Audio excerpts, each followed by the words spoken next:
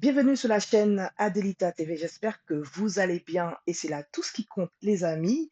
Et avant de démarrer, si vous souhaitez adhérer à notre association, n'hésitez pas à scanner le QR code que vous voyez ici présent. Et nous allons immédiatement commencer notre interview avec Pascal. Bienvenue à notre interview avec Pascal qui a fondé PVB Convoyage en 2022. Pascal a toujours été passionné par le domaine de l'automobile et son entreprise se consacre au convoyage de véhicules pour professionnels B2B. Nous sommes impatients d'en apprendre davantage sur son parcours et ses succès. Salut Pascal, comment vas-tu? Salut Clarisse, ça va bien et toi? Ça va bien, je te remercie. Qui es-tu et d'où viens-tu? Alors moi je suis Vado Pascal, hein, j'ai 39 ans. Je suis originaire de Martinique et mon cursus scolaire il a été plutôt simple, hein. J'ai été jusqu'au baccalauréat scientifique et puis après à l'issue de ça j'ai enchaîné sur une carrière militaire pendant 11 ans, donc dans la ville d'Auxonne, hein, pas loin de Dijon. Et après ces 11 ans-là j'ai enchaîné sur divers métiers qui ont été de chauffeur poids lourd, agent de sécurité, commercial aussi pour les entreprises. Et puis, à la suite de ça, j'ai pu incorporer une franchise automobile et où j'étais commercial indépendant. C'est à partir de là que j'ai commencé à prendre goût à l'entrepreneuriat. Et puis, bien évidemment, j'ai enchaîné dessus dans le convoyage de véhicules. Voilà. Super, super Pascal. Donc, ton inspiration, l'élément déclencheur, ce qui t'a poussé à être entrepreneur, c'est juste comment ça s'est passé en fait? Eh ben, au-delà de l'inspiration, je dirais que ça a été un défi déjà à relever. C'est par rapport à un collègue que j'ai eu à l'armée, qui est un très bon ami maintenant.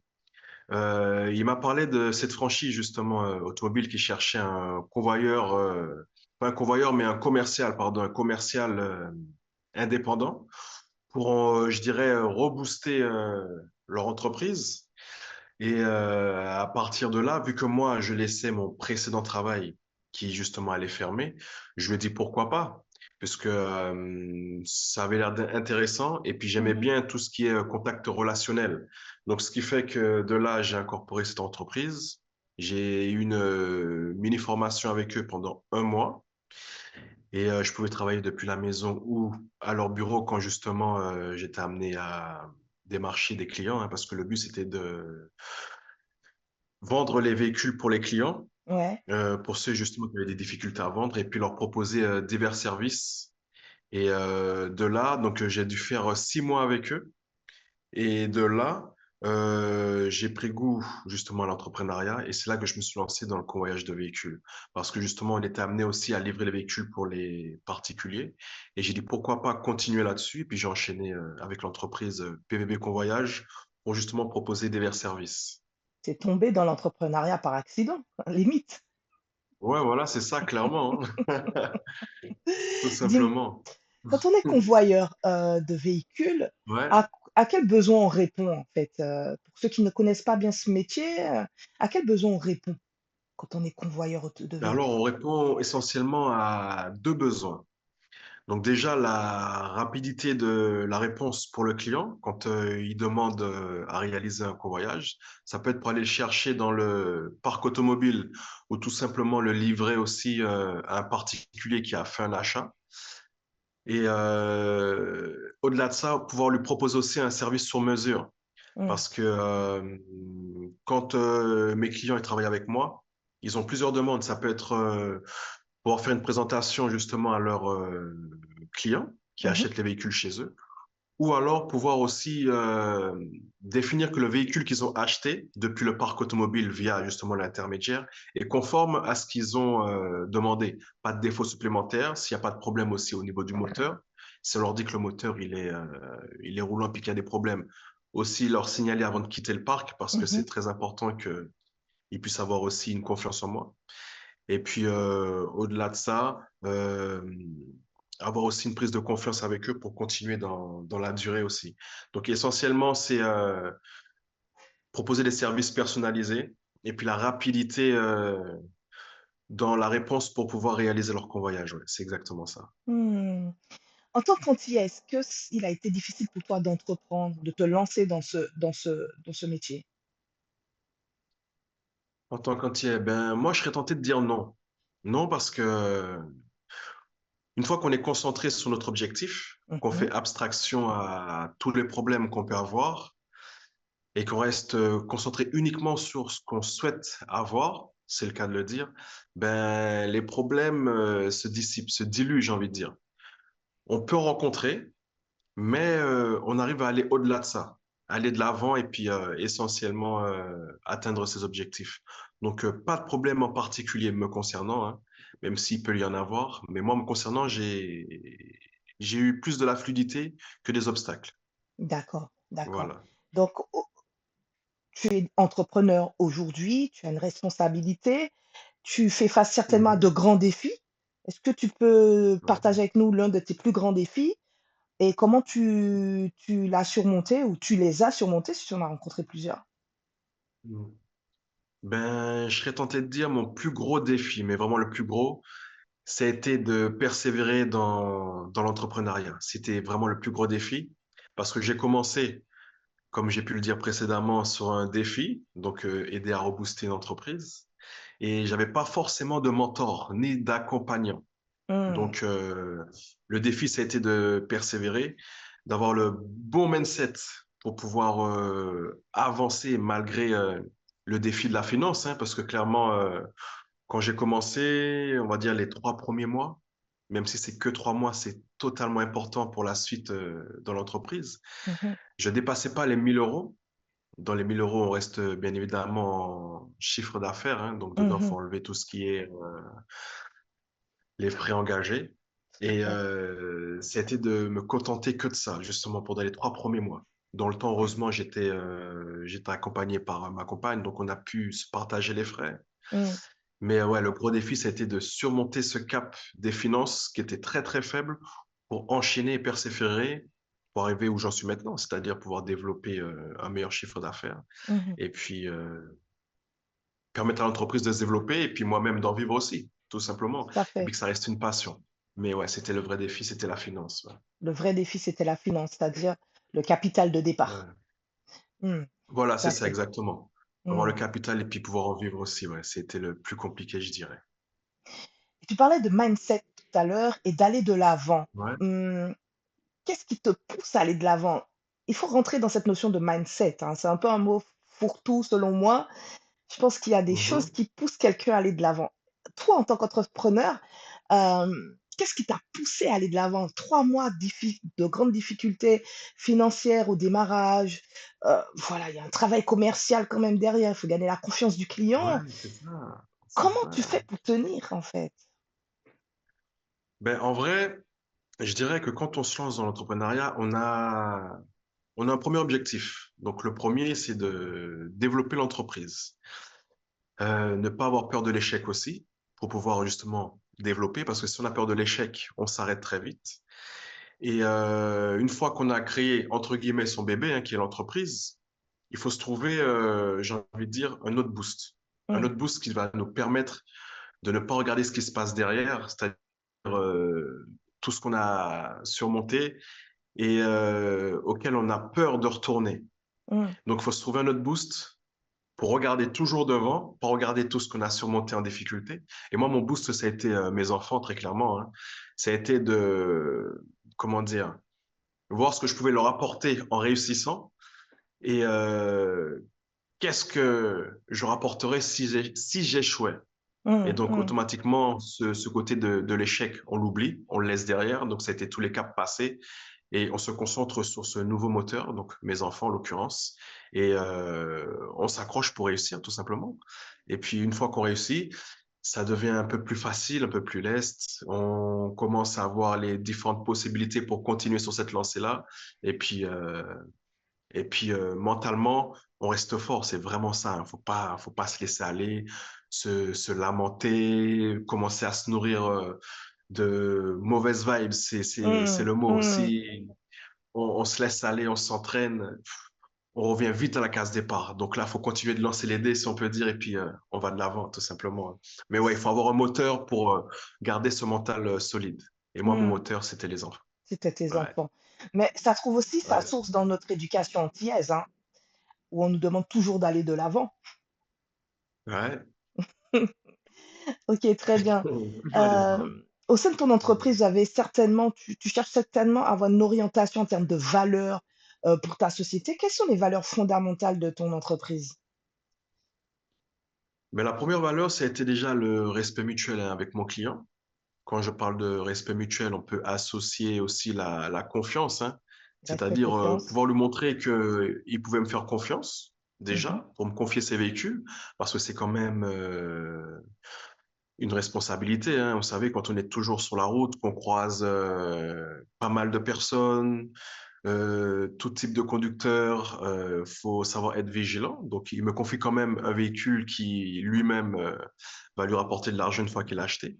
Et moi, ma responsabilité, c'est de pouvoir lui emmener en toute sécurité. Donc, ma première valeur, c'est le respect, la confiance. Mmh. Après, il y a aussi l'engagement, très clairement, parce que dans engagement, c'est-à-dire une fois que moi, je vais lui chercher le véhicule, je suis ses yeux et ses oreilles, savoir si le véhicule, c'est bien le véhicule qu'il a acheté, s'il n'y a pas de défaut supplémentaire dans ce que lui, il a vu à travers des images, hein, parce qu'ils font tout à distance. Mmh. Moi, je suis le premier contact avec leur achat, donc le véhicule. Et puis, au-delà de ça, pouvoir leur apporter un service auquel ils apprécient et puis continuer avec eux dans la durée, quoi. Donc, en gros, c'est respect, confiance et l'engagement que je leur apporte C'est une dans le très belle service que je valeur. leur propose. Excellente, Ouais. excellente. Dis-moi, comment Oui. mesures-tu le succès? Déjà, le mot succès, qu'est-ce que tu entends par le mot succès et comment tu le mesures-tu d'un point de vue, au sein de ton entreprise? Le mot succès, Alors, est-ce que le cela succès, t'inspire? comment le mesurer? Très bonne question. Très Mmh. bonne question. Comment moi je le mesurais à mon niveau? Ben, moi, je dirais que je le mesure au développement que j'apporte à l'entreprise. C'est vraiment ça. Si j'arrive à la développer, à pouvoir lui faire prendre de l'ampleur, continuer avec les valeurs, comme on a pu dire que j'ai incorporé dedans et en incorporer d'autres encore, pour moi, c'est, c'est ça le succès, ouais, très clairement. Pouvoir développer l'entreprise, continuer à la faire fleurir, pardon, la faire connaître de bouche à oreille aussi, c'est clairement ça. Et que les gens aient envie de travailler avec moi, pour moi, c'est synonyme de succès. Mmh. Gagner un Je sais pas client, c'est un ah, succès. c'est clair. Gagner un client, c'est J'ai un pas compris. succès. Mener à terme et Voilà, c'est gagner un ça. client, pour toi, c'est un succès. Aller au bout, livrer un véhicule, pour toi, c'est un succès. En fait, Voilà, c'est le ça. succès, c'est un engagement de tous les jours. C'est Oui, l'aboutissement c'est très des clairement. actions. Ouais. Des actions, pouvoir résoudre aussi des problèmes qu'il va rencontrer. Donc, c'est aussi un succès. Pouvoir répondre à sa demande. Si, par exemple, il a un inconvénient, il n'a pas forcément de solution, pouvoir lui apporter aussi une solution, pour moi, c'est un succès parce que il sait qu'il peut compter sur moi. Et puis, faire en sorte que tout se déroule au mieux, quoi. Parce qu'on Super. aura toujours des problèmes. Et plus on a des problèmes et plus ils grossissent, plus on sait que le succès n'est pas loin parce que tout simplement, plus c'est gros, plus nous on grossit avec. Donc, Mmh. automatiquement, on va de l'avant. C'est ça. Petit OK. problème, petite entreprise et plus ça grossit, plus on sait que l'entreprise grossit avec, quoi. On va dire que c'est proportionné. Quel conseil donnerais-tu à un jeune qui vient des outre-mer et qui envisage de se lancer dans ton domaine d'activité? Dans mon domaine, ben déjà, je lui dirais de prendre contact avec moi, puisque bon, s'il a envie de se lancer et puis que je suis dedans, si je peux l'aider, eh ben, je l'aiderai. Et aussi d'avoir un mentor très important, quelqu'un qui puisse le conseiller, l'aiguiller et qu'il ait confiance en ce qu'il souhaite entreprendre, très clairement. Qu'il n'ait pas une idée parfaite de ce qu'est le convoyage automobile ou tout simplement l'entrepreneuriat. Parce que la perfection, elle se fait, comment dire, elle se fait quand on crée son entreprise et ce, uniquement à l'instant T, parce que ce qui est valable aujourd'hui n'est pas forcément valable demain, hein. Donc, on s'adapte perpétuellement. Mais s'il veut se lancer, déjà me contacter, pourquoi pas. Et puis, pourquoi pas aussi incorporer la société Adelita, qui moi, actuellement, m'aide beaucoup pour mon développement et me permet de progresser davantage encore, tout simplement, ouais. Ah, c'est gentil, c'est gentil. Quels sont tes Hein, projets futurs pour ton entreprise? Comment tu te vois dans 5 ans, dans 10 ans? Du moins ton projet entreprise futur. aussi. Mmh. Ouais, comment je me projette? Ben, déjà, pouvoir l'automatiser davantage. Quand je parle de automatiser, c'est-à-dire pouvoir être moins présent manuellement, c'est-à-dire répondre aux demandes des clients, parce qu'actuellement, quand ils ont des demandes de convoyage, ils passent beaucoup par moi. Ça serait de leur permettre de tout mettre en automatique via un logiciel, Mmh. où justement ils pourraient faire leurs demandes et à partir de là, les différents convoyeurs avec qui je travaille pourraient eux honorer la prestation si moi de mon côté je peux pas le faire. Ce serait justement d'automatiser mon domaine et puis pouvoir moi aussi me consacrer à d'autres projets parce que le business, l'entrepreneuriat, c'est l'association de plusieurs entreprises, hein, j'ai envie de dire. On commence avec une qui justement permet de se rémunérer et puis de pouvoir financer une autre entreprise, pour pouvoir continuer en toute sérénité, je dirais.